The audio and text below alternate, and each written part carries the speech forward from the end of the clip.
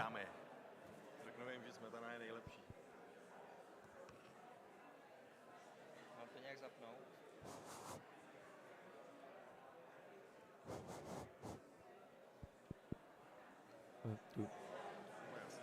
Asi ne. Myslíš, že jo? Morning.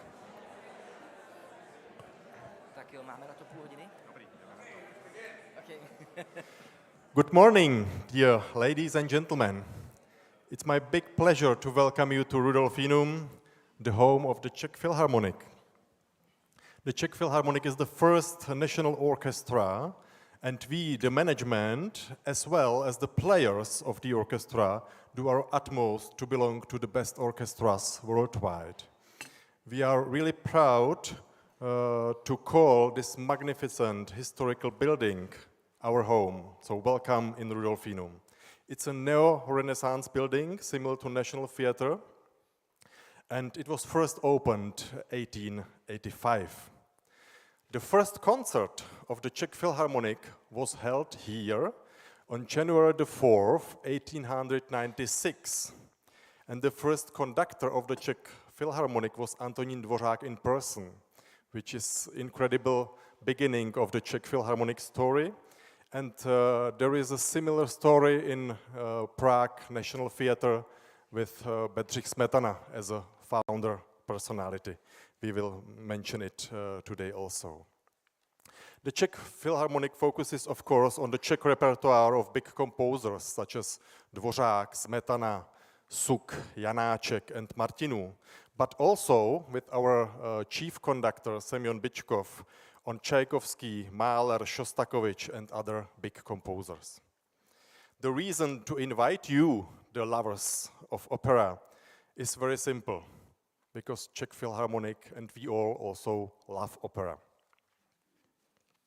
Our current chief conductor, Semyon Byčkov, is convinced that it is very good for the condition of the symphonic orchestra to do opera along with the symphonic repertoire. And the same was true for our former maestro, Jiří Bělohlávek. In addition, the Czech Philharmonic has cooperated long-term with the festival Smetana's Litomyšl, which we will visit tomorrow. And the Czech Philharmonic musicians really love this place. They really love visiting Litomyšl because it is beautiful there. We aim to do opera in this festival and also in order to extend our symphonic repertoire. It's healthy for a symphonic orchestra. And we assume that no other place or town compares to Litomyšl, the birthplace of the opera composer Bedřich Smetana, and that is why it has become our choice. This was also the reason why the Czech Philharmonic, in cooperation with Smetana's Litomyšl, the town of Litomyšl, and with Aleš Březina, musicologist and composer, are preparing the project Smetana 200, which should commemorate Bedřich Smetana's 200th anniversary, and this is coming in the year 2024. Aleš, please tell us more about the plans of the big celebration. Thank you, Michal. Good morning, ladies and gentlemen. I think I will stand up because it's easier to see you and maybe you seeing me. I would first say that I'm not a Smetana specialist. People who know me call me Martinů Junior because I'm a founding director of the Bohuslav Martinů Institute in Prague. But it was the reason why the organizer of Smetana 200 asked me to become the creative director of Smetana 200 because we did a similar project for Bohuslav Martinů in 2009 and 10. It was called Martinů Revisited, and they thought it could be even better to do the same for Smetana, which I agree. By the way, the connection between the Czech Phil and Smetana and the National Theatre is even stronger. You may not know that the Czech Philharmonic is an orchestra which was created because of the strike at the National Theatre, and the players were dismissed by the director of National Theatre, so they went on to create their own orchestra. So it's the second-hand National Theatre orchestra at that time. Now it might be different. Yeah. So that's for historical situation. Smetana 200. You may know that the Czech Republic or former Czechoslovakia organized since 1924 what is known as Year of Czech Music, and it's always in the years ending with a 4 because of this big 4 of Czech composers. Smetana being born 1824, died 1884, Dvořák died 904, Janáček was born 1854, and Martinu 1890 and died 1959. So these years of Czech music have a long tradition, and it was a slightly decreasing tradition, I think. So it was getting worse and worse, and we thought that the bicentenary of Bedřich Smetana might be a good starting point for a new way how to celebrate Czech music, or music in Czech lands, as we prefer to say, because in Czech lands it was never just Czech music, as you saw in Flamen, for example, in Plameny by Schulhoff, this German Jewish Czech composer. So we thought that the bicentenary is a good occasion to direct the attention of international audiences and international opera houses and directors and managers to the rich output of Bedřich Smetana, rich operatic output. Because Smetana, and that was a surprise for me as a Martinu specialist, is much less known, even less known than Martinu as an opera composer. So you may have seen some productions of The Barted Bride, I guess. But beyond that, I doubt that you saw maybe Dalibor somewhere, but all his 8 operas, or the remaining 6 operas, are almost unknown. And I have to say that Smetana was a favorite composer of such a great conductor and composer as Gustav Mahler, who conducted his Hubička, the Kiss, at the Metropolitan Opera in New York. So we thought there must be a way to reintroduce Smetana to international opera houses and to show the beauty of his music. And maybe I will quote something of what Nicholas Payne said just a couple of minutes ago in a press conference we gave to Czech press, where he said that Smetana has a talent of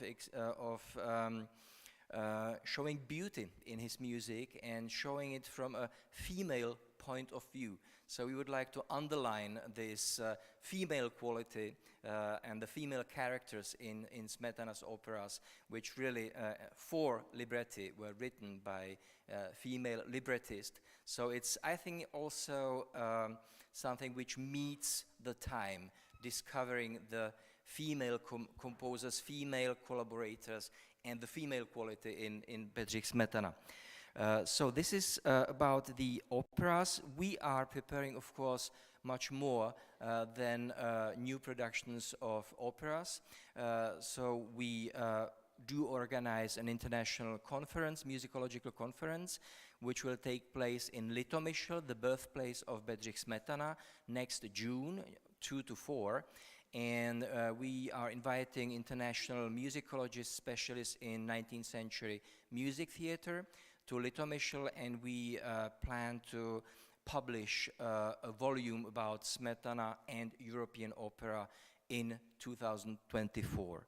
So that's one of the outputs. Another output is we are planning a lot of activities in Czech Republic, such as meetings of choruses, because Smetana was a relevant choir composer. We are organizing a dancing competition for dancers aged 6 to 26, because Smetana was a very talented dancer. And usually in Czech Republic, Smetana is known as the old, gray, tired, ill man, but he was also a very young, talented dancer in his 20s and 30s, and composed plenty of polkas. There is a famous quote, Smetana quote, where he said he would like to do for polka what Chopin did for mazurka. And so we organized a dancing competition, choreographic competition, where we would like to bring new young audiences to discover Smetana not as the composer of Czech patriotic opera Libusha, but as someone who is almost our contemporary. There will be also, as I said, some opera productions which I think the opera companies would like to speak about themselves. So I'm not here to say what the Czech opera houses are going to do, but there will be some very interesting opera productions in 2023, 24, and 25. One of the main goals is to bring Smetana out of ideology, because that's something which started, unfortunately, already during his lifetime. He was a composer who was in the middle of political battles, so that in the second half of the 19th century, after the success of The Bartered Bride, he was discovered as someone who would be an ideal Czech folk composer, and he was required to compose a lot of Czech folk music and incorporate Czech folk music into his operas. After he refused that and composed the Dalibor, his most Wagnerian opera, let's express it like that, he was extremely criticized by Czech political scene, and this controversy goes up to, let's say, the end of the 20th century, because after the death of Smetana, the Czechoslovakia, which was created in 1918, declared Smetana being the most patriotic composer, the father of Czech music. Then he was a weapon against the Nazi occupation. He was the main proponent of his music was a certain musicologist, Zdeněk Nejedlý, who was from Litomyšl and who did a lot to put a heavy load of ideology into Smetana's operas, linking him to Hussite's movement, linking him to revolutionary traditions, and bringing him into the communist time. He became the first communist minister of culture and education. So in my generation, for example, Smetana was someone to be ignored, or even, no, not hated, ignored. It was something related to the official culture, so we saw every year on TV the communist paparazziks being in concerts with Smetana music, and that's something which you can't bring out of mind of people easily. So one of the goals of this project, Smetana 24, is to show he and his output has nothing to do with all these battles and all this ideology. So that's for our main goals, and maybe I would just like to say that we will be happy to send you some information about Smetana 24, Smetana 200 project, to send you some materials about his operas. We will be happy to send you recordings, to send you some audio or audiovisual cassettes or whatever, or to stream it, and we would be happy to make you interested in the operas or generally in the output of Bedřich Smetana. So that's maybe all I wanted to say in general. Maybe I missed something. I would like to add just very quickly our kind invitation to Litomyšl. All of you, you cannot join us tomorrow. You are really welcome anytime in Litomyšl, and it's our pleasure to welcome you to our festival. Okay, and maybe a final word. Smetana wrote 8 operas, not just Bartered Bride. Yeah. Thank you for attention.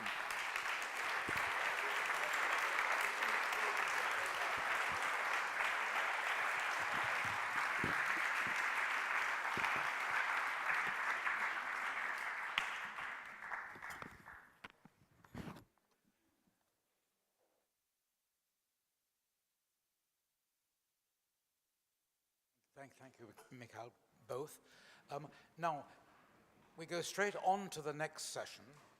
And if you want the OperaVision Next Generation session, stay here. If you are a dramaturg and you want to start our new forum, somebody will need to tell you where the gallery is. We have a wonderful, and if you are an independent producer, you go out into the gallery.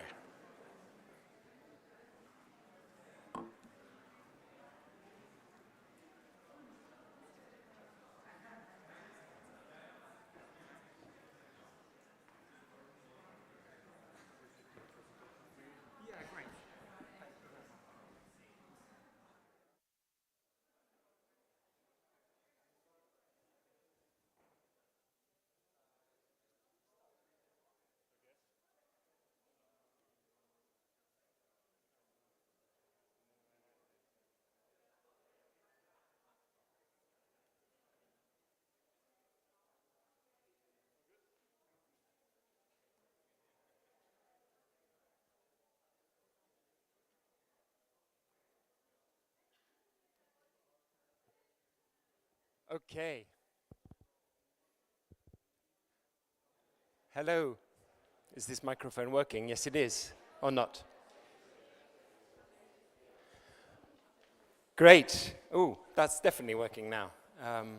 Hello. My name is Luca Shaughnessy. I look after OperaVision, and we've got a little presentation for you about next generation. I'm standing here alone for now. But the idea is that, although I want to tell you how great the new platform is, it's better if you hear it from your peers. And you can hear from them what's new about OperaVision. And perhaps, if we stick to time, even ask them some challenging questions at the end. I'm also in the company. Those of you who are at our last conference, this slide will evoke something, this photo, the wonderful show of the Donizetti Opera Festival, La Fille du Régiment avec Sarah Blanche, there in the middle. So that lot are going to keep us company too. There are a couple of new things, and that's the rundown. We've got a new grant. We've got a brand new partnership. We've even got a new website. We're diversifying our channels. Next generation is important. And also, we've got a new means of you guys learning from each other. The money. This is the big news you know already, but we can't stress enough that this wouldn't happen without that logo there, the European Commission. So now for the third time, we've knocked on their door, and they've said yes to another 2 million euros for us, which is, of course, what makes OperaVision free for the viewers. So we heard on the 28th of February and got going straight away with OperaVision. And we've got that grant for the next 3 years. So we're secure. The future is secure with OperaVision, thanks to the Creative Europe program. We've again gone to the large-scale cooperation projects. So a partnership is really at the core of the project. You saw this slide yesterday. Let me just run down, because in fact we're actually 10 new partners, which is fantastic. And of those, my memory won't allow me to remember them, so I wrote them down. So Montpellier is new, Opera for Peace in France. So those are the two new partners in France. 3 new partners in Germany, so Hanover, Mannheim, and Frankfurt. In Italy, 3 new partners too, Parma, Pesaro, the Rossini Opera Festival, and I Teatri in Reggio Emilia, the Liceo in Spain, and in that non-European country, but an incredible opera house, Caso Shiono at its head, is the new National Theatre in Tokyo. So that's a really nice, healthy turnover of partners with a core group staying and new regular contributors to OperaVision with us. The new website, a really brand new website. We pressed go at about midnight. So it's, we did a number of things. We did a little bit of consultation. There wasn't a lot of time, but we asked our regular viewers for some feedback on the platform. And we whittled it down to a group of 4 or 5, some of our most regular reviewers. There's Margaret, the history teacher in Zimbabwe. There was Ingo, who works in human resources in Mannheim. And there's even a meteorologist somewhere in Canada. We have many, many thousands, if not millions of viewers, but we asked for a little focus group, and they gave us some feedback. And we also asked some of the regular partners as well, which was extremely useful. And I thank Sarah from Irish National Opera and the Royal Swedish Opera, Helena, who were really invaluable in helping us get the new site right. So just a quick video tour, because you're not on your computers now, of course.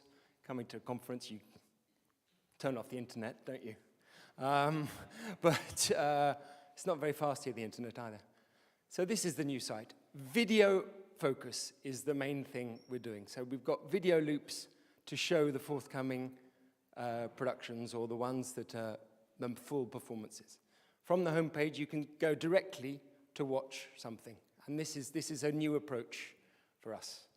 Of course, we have the detailed page, where all the information about the cast, all those related videos, which our partners are going to talk about later, the synopsis, which we in a friendly way called the story, and all the wonderful photos. We're not obsessed with la fille du régiment, but it's just a little bit. So that's absolutely key. Of course, coming soon, people want to know what's coming up. The Explore section is our way of, again, leading people by the hand who are intimidated by this thing called opera. And these are just different ways into the content via those headings, via those collections. Extracts work incredibly well for us. People like watching a few minutes. Another way in via New to Opera. All your behind-the-scenes stuff. So this is all on the homepage. And texts and features, of which there is still a place, even in a video-focused platform.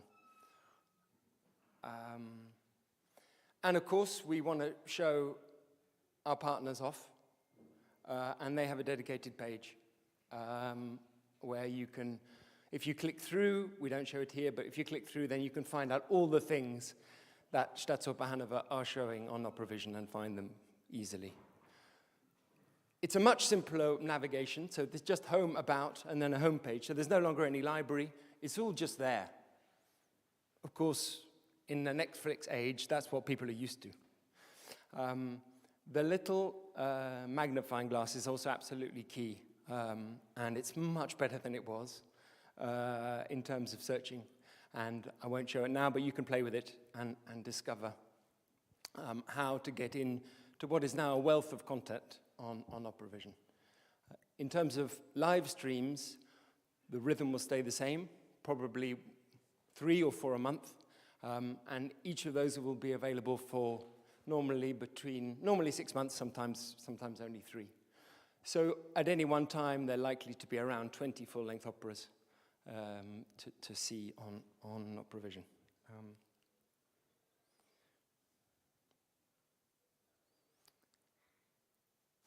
What else is new? We're not arrogant enough to presume that people are going to type OperaVision into their browsers. So of course, and this is a marketing-focused conference, we have to diversify our channels. And one new one for us, it's a year old, is TikTok, and it's been an incredible success for that. for us. We have more followers on TikTok than we do in YouTube, which is good and bad. And what's, of course, wonderful about it is it gives mostly people under 30, but not exclusively, the opportunity to play with what we're doing. And, you know, do subscribe, or get your kids to subscribe, because there is a wealth of fun. Oh, damn, we're not obsessed with La Fille du Régiment. There it is again. But anyway, there, you know, was a nice example of somebody in their bedroom learning a choreography from a show and putting it up online. And that's what we need to be doing, giving people the opportunity to have their own fun with our content, your content. We're not obviously only interested in the under 30s, and one genuinely new thing for us this year, something we've been talking about in the team for years, but now finally we'll get off the ground, is a podcast series. It's, for us, a new way of diving into the content, and in particular for looking at the whole next generation strand. So, over to Nina Brazier, who's going to come up and help me, and two of our partners.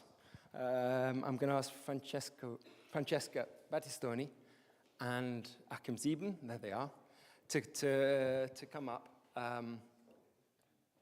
and say a few things. The next generation strand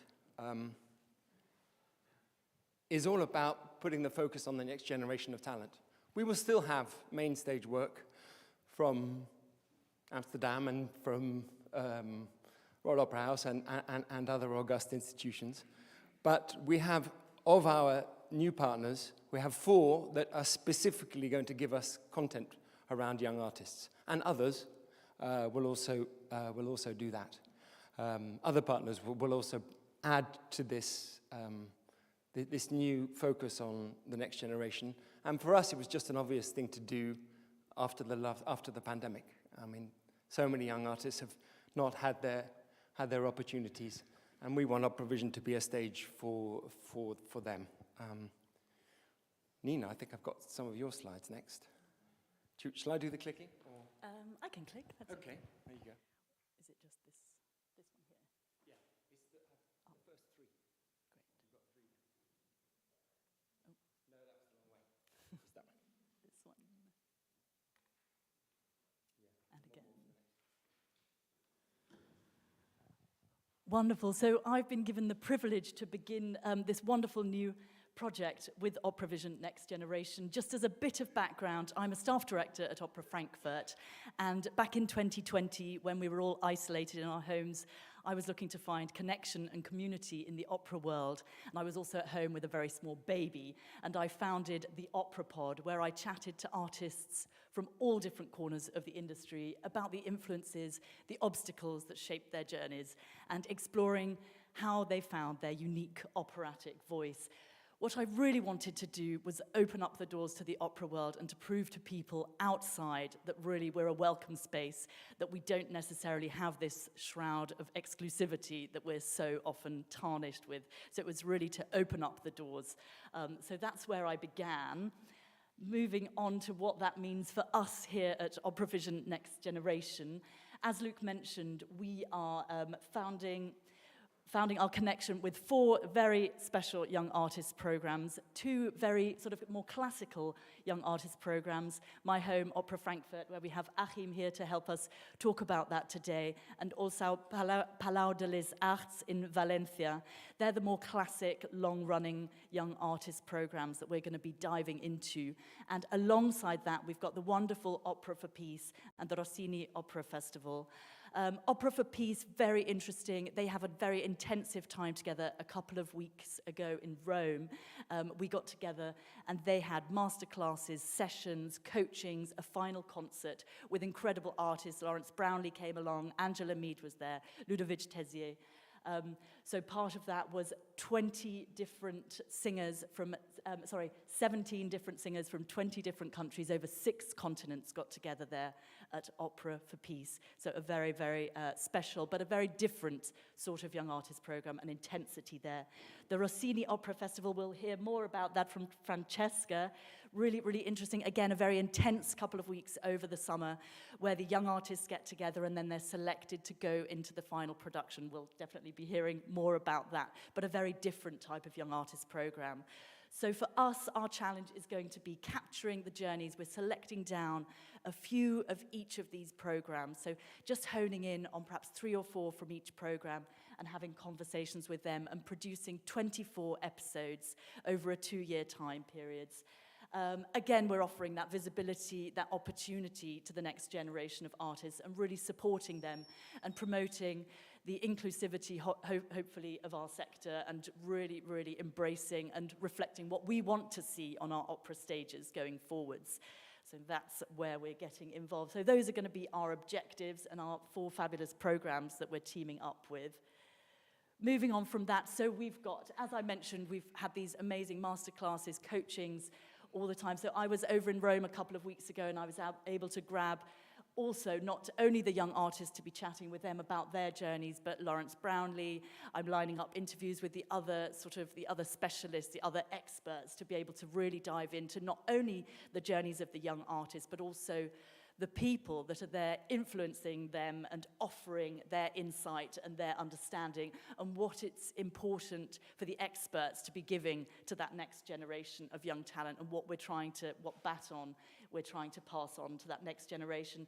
So that's all selbstverständlich there. So moving forward, that's going to be our process. So I'll be traveling around to these incredible festivals, these programs. Luckily, I'm at home in Frankfurt, so I'm going to be diving into all of them and getting a real sort of behind-the-scenes feeling about that. And yes, that's what it is. So we've got the challenges that I come up with, of course, are going to be really getting a sensitive reflection of the journeys of these young artists. I think it's going to be really important it's an incredibly vulnerable time for the young artists. They have to really bare their souls on these programs, as many of us know. So I think that's going to be one of the challenges, is getting the right balance with them, also the right balance of experts to young artists. And I think I have to deal with that sensitively and, of course, in terms of the editing. We've got some sensitive situations. A wonderful young soprano arrived from Ukraine to Rome. She's now living in Frankfurt, so I have to deal very sensitively not only with their operatic journey, but I think also with their very human story.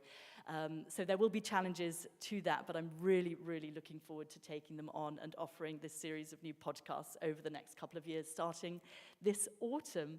And as part of those, we're lucky enough to have 2 of our representatives today, so Achim from Frankfurt and Francesca from Rossini Opera Festival. I'm going to be just handing over to them to say a little bit more about how their programs work. And thank you very much. Hi, everybody.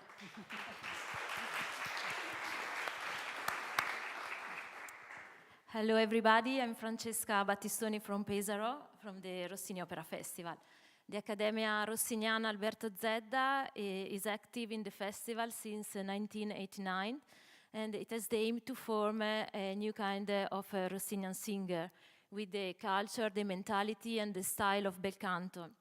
The aim of the Accademia was to form a new kind of singer which can have a balance between the claim of singing, the musicology, and then the visual aspect of an opera. And since more than 30 years, we formed a very big amount of singers that now are playing in all the theaters in all the world. And the Accademia is the main entrance to the festival program. For example, this year in the program we have 19 singers that come from the Accademia. The Accademia is the classes. We can show the program maybe. We have 2 weeks of classes, a very intensive course. Where Maestro Palacio, the director of Accademia, held the vocal classes interpretation. Then we had lectures with a teacher that are musicologists in collaboration with Fondazione Rossini. physiatric and phoniatric, Frank Musara, and also meetings with Sage director. For example, this year we have Ugo Deana and Rosetta Cucchi, who are working with us for the main program. We have also masterclass this year with Nicola Laimo, but we had last year's Michele Mariotti and Juan Diego Flores, and also Roberto Abbado. We are really happy to collaborate with OperaVision in this project, because we wish for our singers an international showcase. We are really happy when they play Rossini in all the world, and we really wish to give them these new opportunities to be watched and seen from a very big audience. And we, with the practical part of the Academia, that is the Viaggio a Reims production, we will be present in the OperaVision Next Generation program with the live streaming of the premiere of this production, and with the streaming on demand of both performances that we have for 6 months. We will create also extra content from the backstage, and of course the podcast with Nina. So thank you. And over to Achim to tell us more about Oper Frankfurt. I try the red one, yeah. I'm standing up. Would you operate it for me? Yeah. Wonderful service, thank you. So, yeah, thank you for having the opportunity. I have 4 minutes, Luke told me, to present Opera Frankfurt's approach to the OperaVision Next Generation project. So you could start the presentation, yeah. Of course, we were very happy that we can contribute to this, and we decided to present 2 of our organizations. One is very classical, the Opera Studio, and by the way, because you showed a photo of the Moniuszko competition in Warsaw, and the girl on the very right up there, she won the competition. It's L'Ambule Leyende from our Opera Studio. This was founded in 2008, and so far we had 54 singers in the program. 18 became ensemble members afterwards in the Opera Frankfurt, and 11 at different houses. So it's over 50% in the average. You got a good position, so the program can't be too bad, I'd say. It's worth presenting it. And we looked for something else, which maybe is not so the public is not so familiar with, and this is the work of the orchestra musicians. In 2015, there was founded our orchestra academy, named after Paul Hindemith, founded by an initiative of the orchestra, and they were very keen on contributing here. So when I told them that you have the possibility to present their work, they were very happy to do that. They deal with 10 young musicians who stay for 2 years, and maybe the difference to a normal internship in an orchestra is that they get lessons by the orchestra members themselves, get mental health coaching, audition training. I think most people don't know how orchestra musicians are appointed, so I think it could be a good topic to present how an orchestra audition works within this project. Yeah, so this is the basic ideas. Next slide, please. And having said this, of course, we not only want to present the wonderful talent of our young artists by just filming, let's say, chamber music or recitals, which we will do as well. But on the one hand side, we want also to get to know the scholarships themselves. So we were very ambitious, and we said we have to interview them, to witness their everyday work, maybe to accompany them outside the opera, to just show how the life of an artist is and how their lives are influenced by what they are doing. And on the other hand, we also want to present how this organization, how an opera studio works, and how the orchestra academy does work. And we will do that via 6 video contributions within 3 years. So 2 videos each year, one for the academy and one for the studio. Next slide, please. yeah, first thing we did, we started with downscaling. It was very funny because Audrey said from the very beginning most people are too ambitious, and you will see, and as always she was right. This was, I would say, because of also of a misunderstanding about the money we will get out of the project, but I think now we stay with 6 videos, which is fine. Of course, as I said, we want to tell personal stories, so we have to focus on some artists, but we will never know what happens to the artists within 3 years. So we hope we pick the right ones, that we can tell interesting stories. So at the MONUSCO competition, we had no camera with it, but it's okay. So maybe we can use that material too for the documentary. And still the problems in the theater to organize the filming. I mean, we gained a lot of experience during the Corona pandemic when we all produced digital content. And although we increased a little the personnel capacity in the departments, it's still very complicated to bring them together for that project because yeah, it's 6 departments. We work with 12 to 15 people for a filming day. And of course, they are always occupied differently, and they have never time when you need them. So, and although we just increased capacity, so but problems are still there. But I'm happy that we have got help from outside. We work together with Seehund Media, and they help us with the expertise and coach us through the process. And I'm very happy about that. Yeah, and just to say, we started filming the Orchestra Academy. We accompanied them during the first get-together in the Black Forest, and we had interviews with some candidates, and we filmed the first chamber orchestra, and I'm very curious to see what will come out of that. So we plan to do a kind of documentary within this year, and yeah, there will be a lot of discovery. We have a lot of material. We will see what the outcome is. And last sentence, one of the film team, he came to me and said, look, you are talking about the next generation and next generation's talent. Why do you focus only on the artists? We have so many trainee programs also in the workshops, all these technical positions. We also need young people to work here. And of course, they are right. Maybe this is the idea for the next generation. I don't know. Yeah, but thank you for the time. This is where we are with the project, and I'm curious what we can show you next time. Thank you.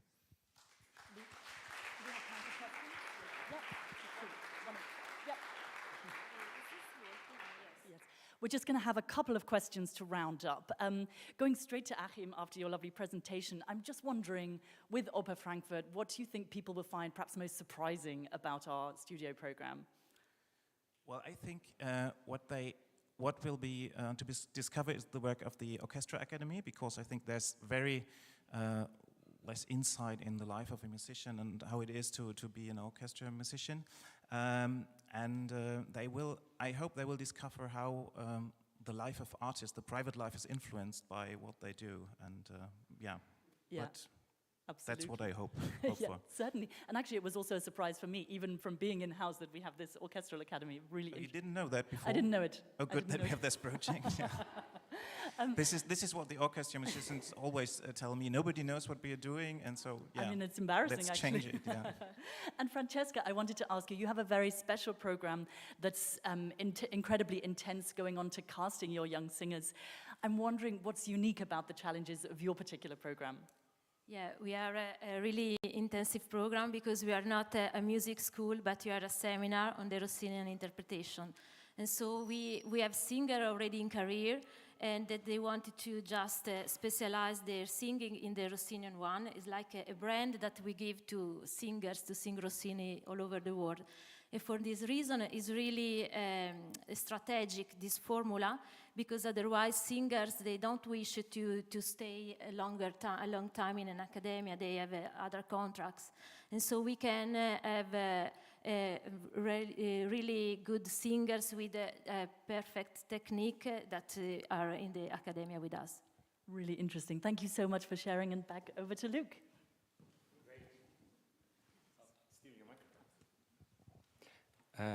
Thanks very, very much to our 3 mini panelists for this session. Thank you for coming up.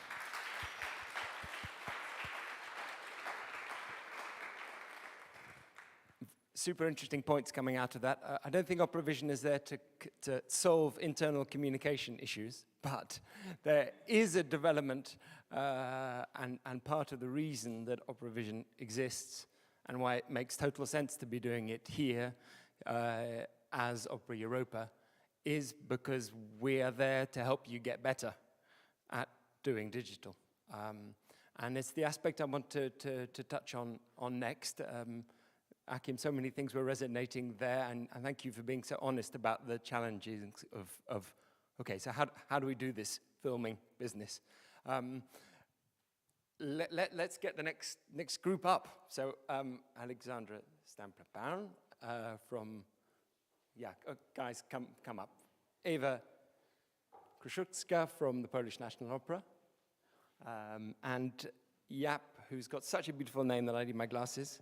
Jaap van Hallenberg-Huber from the Dutch National Opera. OperaVision is really the catalyst for opera companies to develop their digital experience. And for the next part, I really just want to hand over to these three to tell us, firstly, from the Polish National Opera, who've literally, just in the last few days, done something that absolutely links to the timing couldn't have been better. They streamed live with us last Saturday, the Moniuszko competition. So Eva's going to talk a little bit about that, and then we hand over to Alexandra and to Jaap. Eva, all yours, and there she is again. And yes, it's the sister of.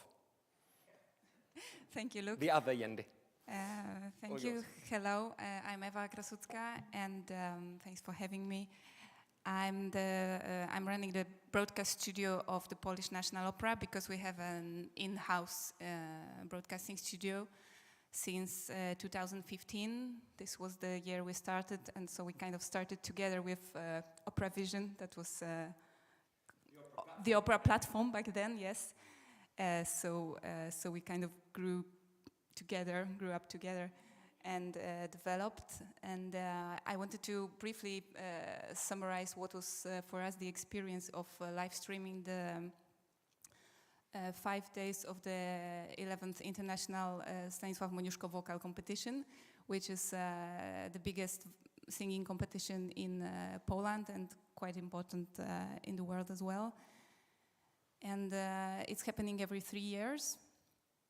So since the launching of our studio, there were 2 editions that were partially streamed by our teams. The first and second stage of the auditions were streamed by our team. And the final auditions on the big stage with orchestra were streamed by a public television channel, by a public broadcaster.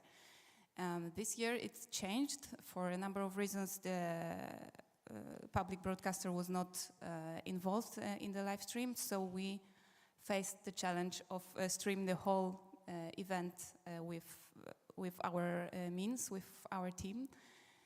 And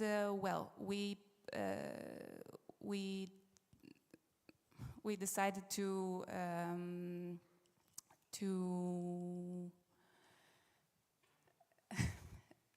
organize 3 teams of TV directors, and we managed to choose them from our studio professionals. Each team was combined, built with 1 TV director and 1 assistant. So those couples, they were pre-scripting all the music, all the sessions. They were preparing like a shot list of the film takes, so that the live stream was prepared and every take was anticipated. This is a system that we really love, and I don't think many people in Poland, in Polish television, even use it. But we got to know it in Germany, and now we are introducing it in Poland. So yes, we managed to do almost 35 hours of live stream in total, and another challenge was a huge amount of graphics that had to be prepared, because for every participant there had to be graphics for the piece that they were singing.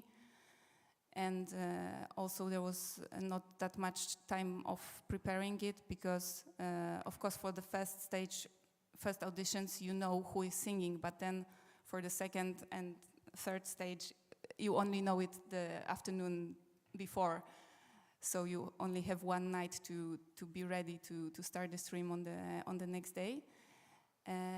And well, we managed to find a way to automatize the graphics, the titling. So there was one central online Excel document with all the data that was automatically available to extract the exact name of the participant and the piece that they were going to sing. We also half automized the shortlist system. Well, the shortlist had to be made up manually, but then the way of creating a graphic display for the score reader and for the camera operator was already done very quickly, automatic. And with all this, well, I think we managed quite well to do all the three parts. Of course, the biggest test of all our working system was the finals that were live streamed on OperaVision from big stage with orchestra. And well, I think we ended up quite happy with how it worked. We got beautiful numbers of viewers. We ended up with 14,000 in the moment of finishing the stream, and now I think it's over 20,000.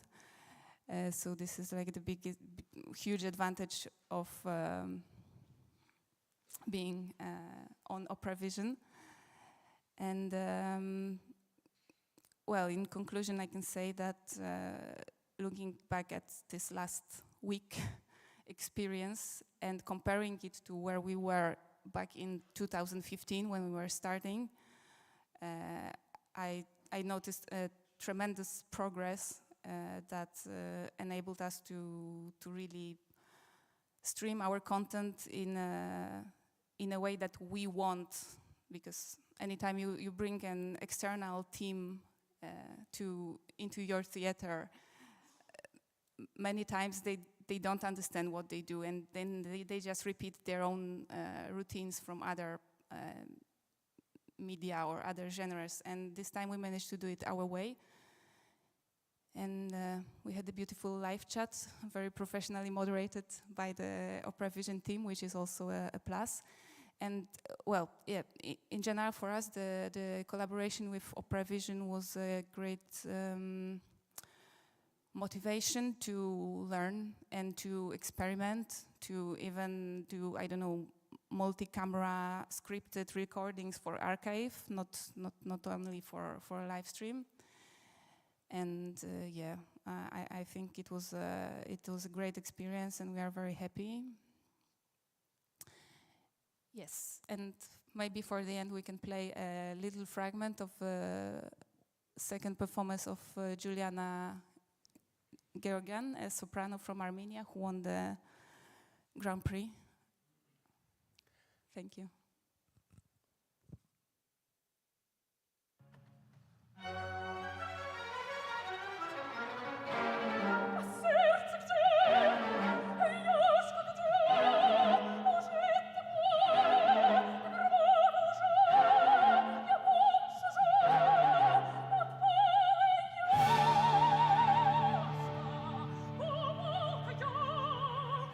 Sono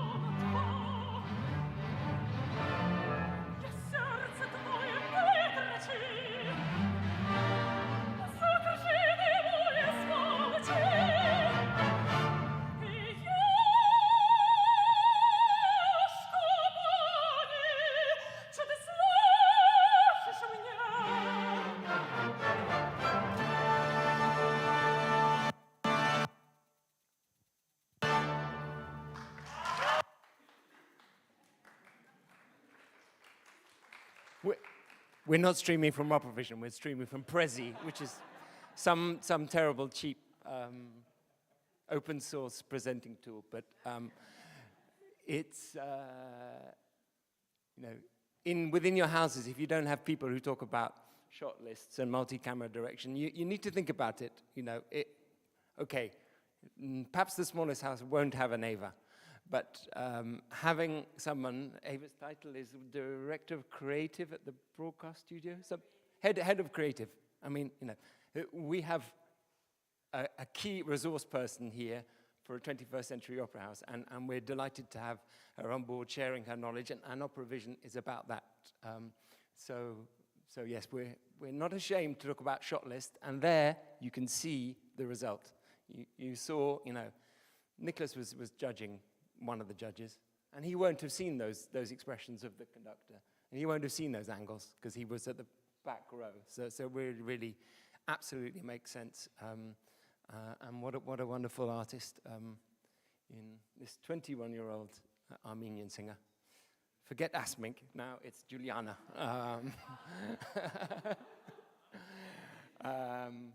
Who's next? Alexandra. I'm next. Hello, everybody. I'm Alexandra Stampler-Brown, Managing Director of Deutsche Oper am Rhein in Düsseldorf and Duisburg. We have 2 venues. And yes, I wanted to tell you a little bit about our journey that we made together with OperaVision, because we are with OperaVision since 5 years, since 2017. And so not from the very beginning. We stepped in the second round, I think.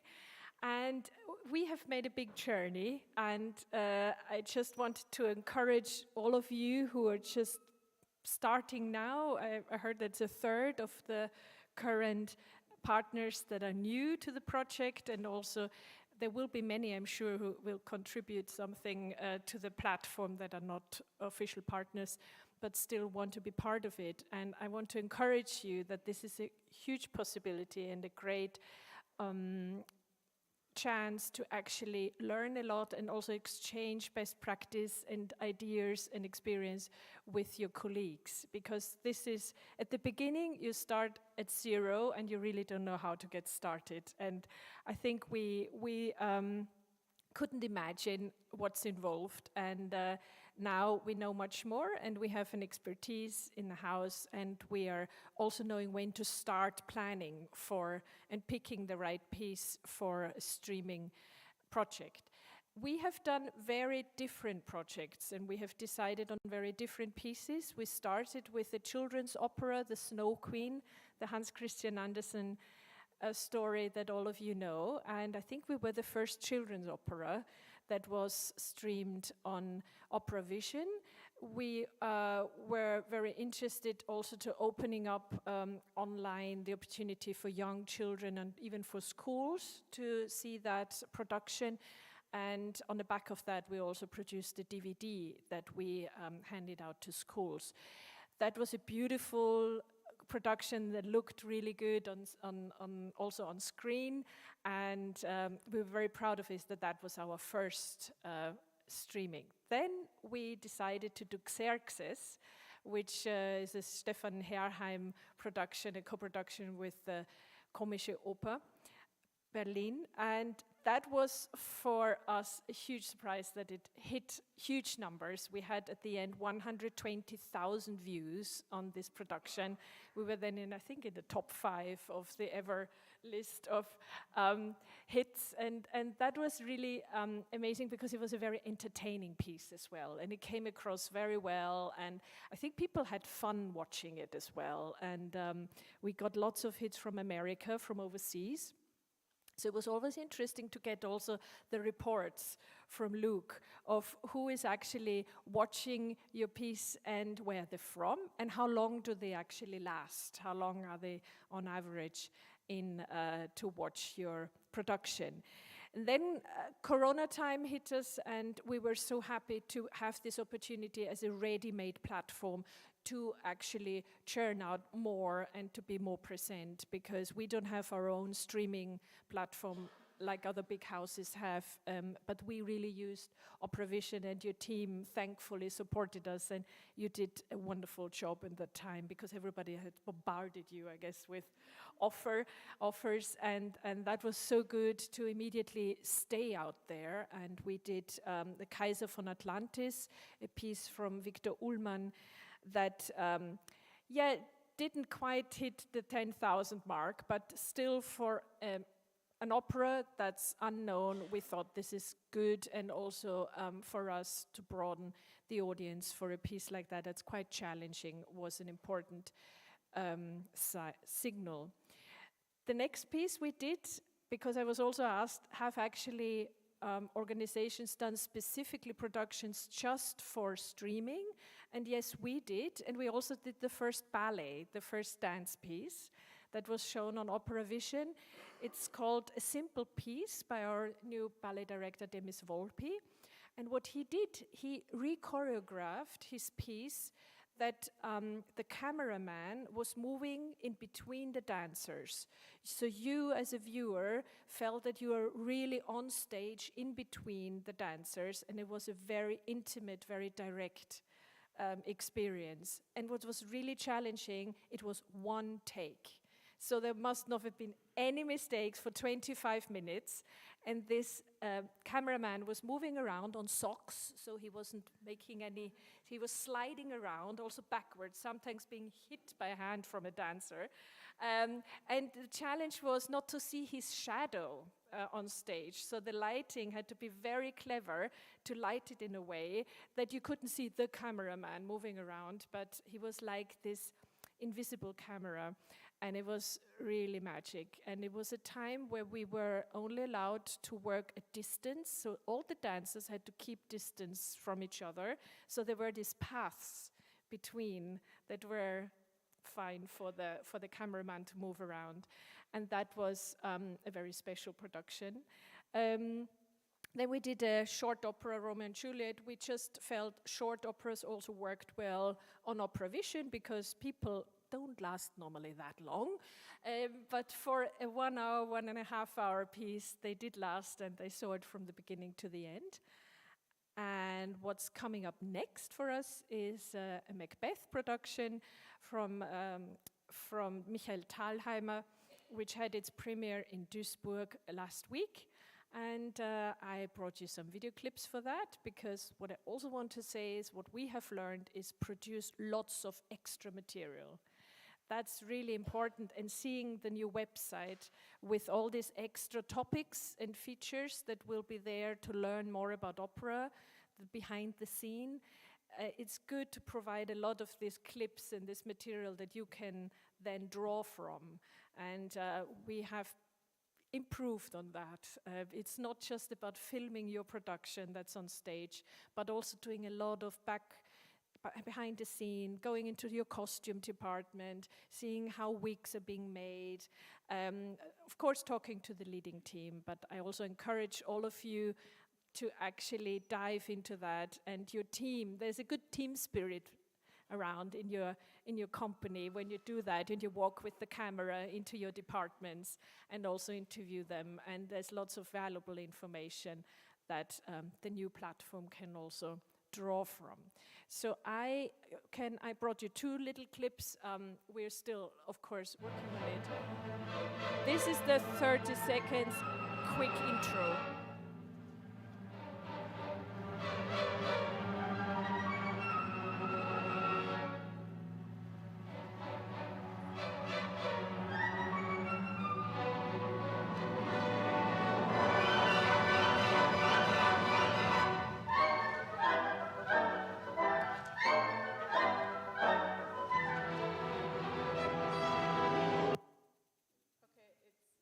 Not quite at the end.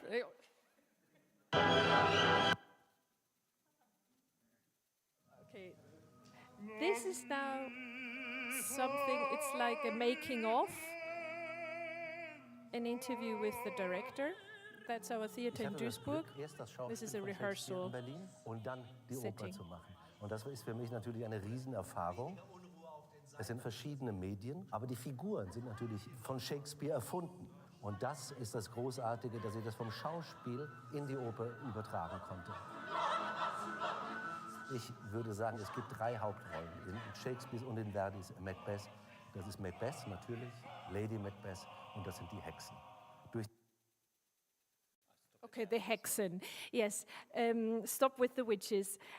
It's a great production. When I saw it, I have to be now quite honest, when I saw it, I was very impressed because, yeah, the Scottish play is just a great story. It's very dark. As you can see, we will see how it's going to come across and what the film team is going to do in September when we are going to show it in Düsseldorf and when we're going to film it. So also, we had the experience that sometimes you had to talk to the light designer again when the film team comes to your venue and say, well, guys, I don't know where to position my cameras to actually get a good picture. So there is so many, you learn so much, and it's such a good experience for everybody that I also encourage you to be part of these network meetings where we talk about rights, clearing the rights, and how to deal with the marketing aspect of it, how you push for the numbers, for the views, and and all other experience. Also, which film team you use, if you use your own or external help, or if you have an AVA. We don't have an AVA. So, that's just a great project to be part of, and thank you very much. Thank you so much, Alexandra. It's wonderful to have Alexandra as my direct contact. Alexandra is managing director of Deutsche Oper am Main, and it's not the case in every house, but it really shows that from the top with Christoph, they're absolutely committed, and I think you get that feeling from our presentation. And also on the panel, we also have somebody who has another impressive title, the business manager. We could have had marketing people up here, but we chose to have the AV people, the Young Artist Programs, and Jaap, who's going to tell us a little bit about your perspective on OperaVision. Tell us. Yeah, thank you very much. Well, Amsterdam was, of course, also one of the founding partners of OperaVision, and have experimented a lot with bringing a lot of top-notch content to the platform. You know, to us, I think the unique selling point of OperaVision is that it has a huge outreach potential. There are, I think, a few million potential viewers to be tapped into, and that really and the fact that it's supported by public money basically allows us to also maybe sometimes take a little bit more risk in what we bring to the platform. For example, we in last September we opened the season with the production of Zemlinsky's Der Zwerg. Well, this is a production that would normally absolutely not be one of the productions that would be on the top of my list to record and to broadcast and to really make the investment in. But because we have a platform such as OperaVision, this is actually something that is interesting to do, because it allows you to really reach beyond the borders of your theater. I can't remember how many people watched, but the production that we did after that was only online for a month, and it was, I think, the Haydn Mass, which was kind of interwoven with all different kinds of art forms on stage, with the ballet and with the chorus and with some kind of DJ. Also not a project that you would normally want to record and want to make the investment in. However, it reached 12,000 people via OperaVision, which is, you know, about what we would have normally reached also in the theater. So, you know, it's almost 100% increase in potential outreach. So that's really an interesting factor in participating in OperaVision for us in Amsterdam.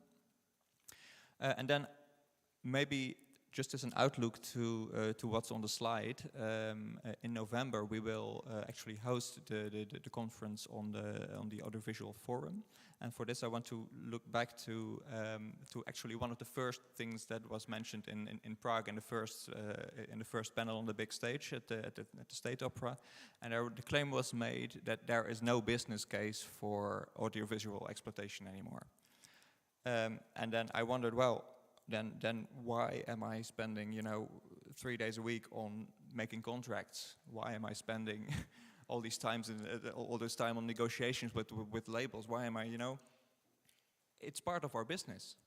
There is there might not be a case for profit, but there's definitely a business element in audiovisual exploitation. So that's why I think it's very valuable to really zoom into that aspect of our job. In a conference in Amsterdam, where of course we will take you on a nice tour behind the scenes and introduce you to all our audiovisual facilities, which I find always very impressive to watch, with all these cameras and all these switchboards where people do stuff that I really don't know anything about. But we will definitely concentrate on the business part of audiovisual exploitation, which will be, of course, the media rights, grant rights, how to make decisions on whether or not to record a project, and how the financial element comes into play there.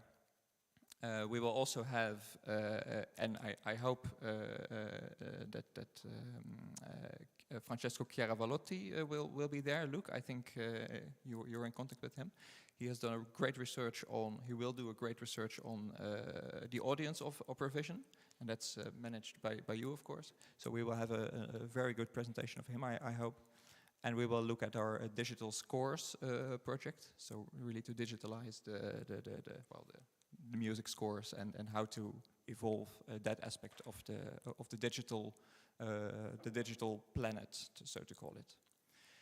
So I'm really looking forward to welcome hopefully a lot of you in Amsterdam in November, where we will really look into the business element of audiovisual exploitation, for which there is absolutely a case.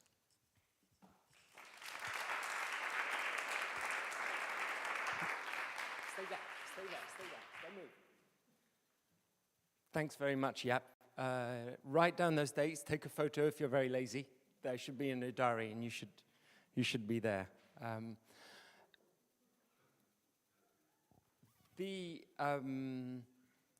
Two really last things to say. One, three with a little plug for what's coming up.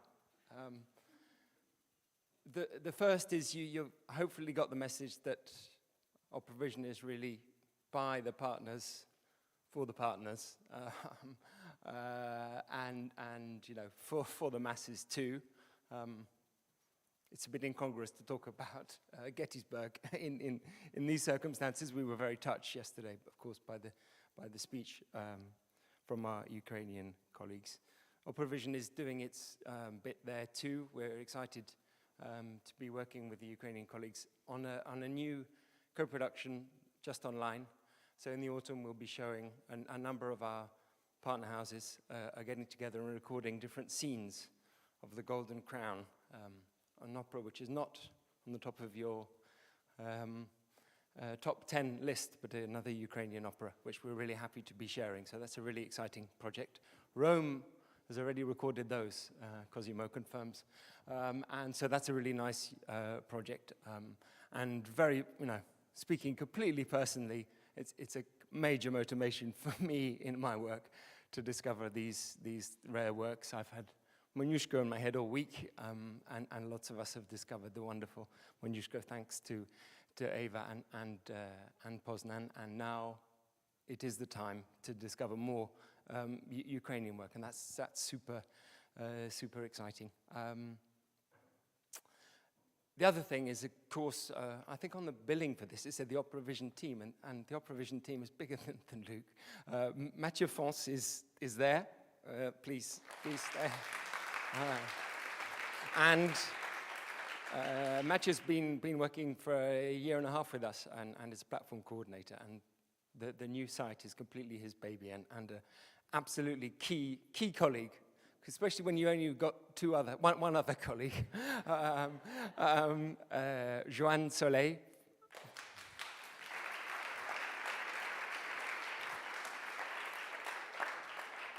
Joanne's only been with us for 2 weeks, so that's all brand new, and really excited about the collaboration to work on the communication side.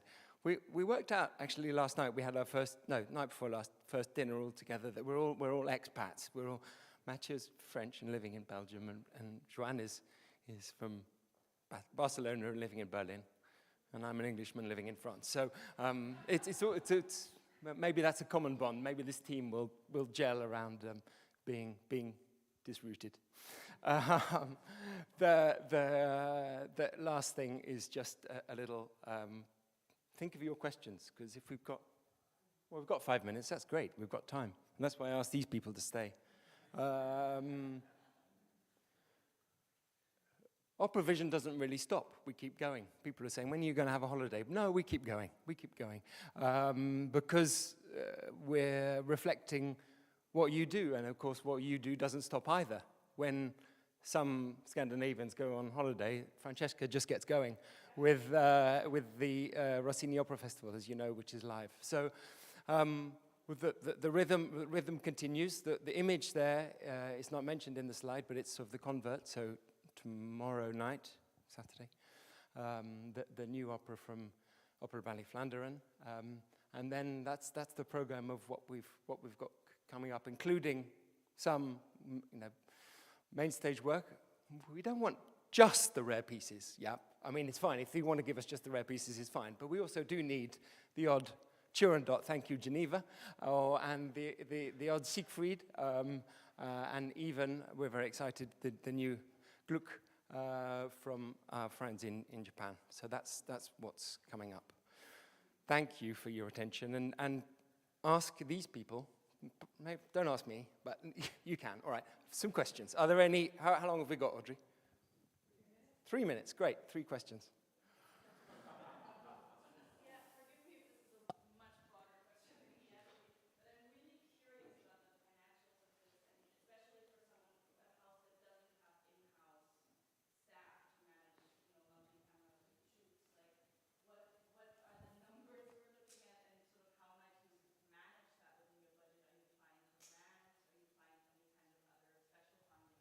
Yeah, there are 2 ways to answer that. From the OperaVision perspective, we get this grant from the European Commission, and the lion's share of it goes towards helping the partner companies provide us with all this content. So they get financial support from us, as in from the European Commission via Opera Europa to the partners.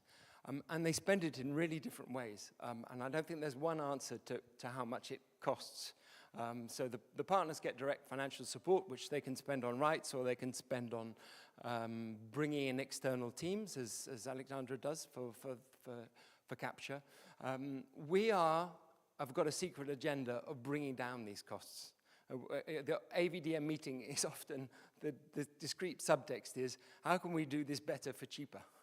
So you know, in a smaller forum, perhaps some of the partners in the meeting in Amsterdam will tell you that people are not spending hundreds of thousands of euros on capture. It's done in some places for less than 15, but other houses spend 40, 60. I don't know. Did you guys fancy being honest about that question?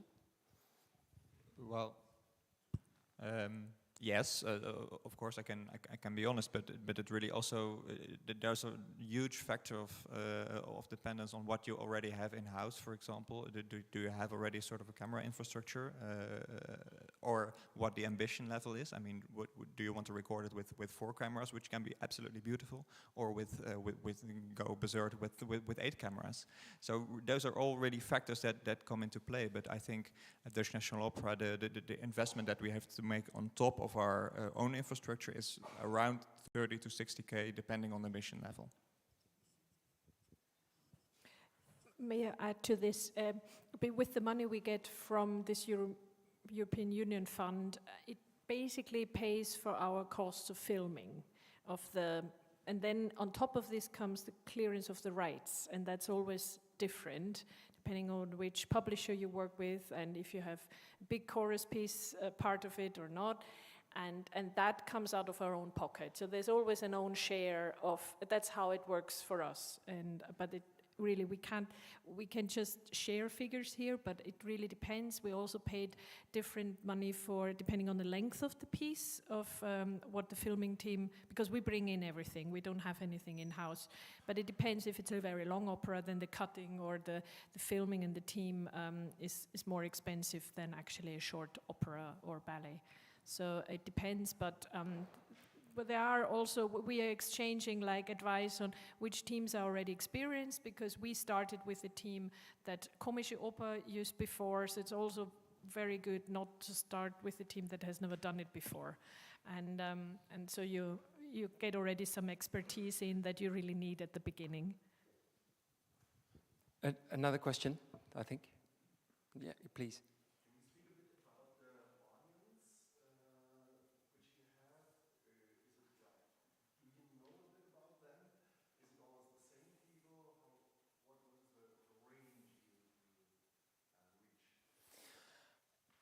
We made the choice, and we've stuck with it, to be completely open in terms of being as accessible as possible. So there's no login, no sign up. People perhaps even think it's offensive these days not to be asked for your email when you go into a site, but we don't ask that. So we know what we know about our audiences is from YouTube analytics. So we know where they're watching. We know how regularly they come back, and we know a little bit about how long they're watching for, but we really made that choice to, in the first phase, we were working with Arte, and we knew even less then. We made the choice in 2017 to go with YouTube, because OperaVision is about making your content as accessible as possible. We, through the chat that Eva was talking about, it's the virtual sort of opera bar of OperaVision, as in place where you drink. They get together, and of course we've got to know some of our regulars there. But well enough for me to then email them and say, what do you think of our new website? But we know remarkably little. But our strategy, to use a big word we don't use very often, is to really diversify the channels and go out there where, SoundCloud now with the podcasts and through the other social media channels to find people. We don't presume that they're going to come to us. I don't know whether any colleagues wants to add anything to that. Great. Oh, it's time. Thank you. Coffee.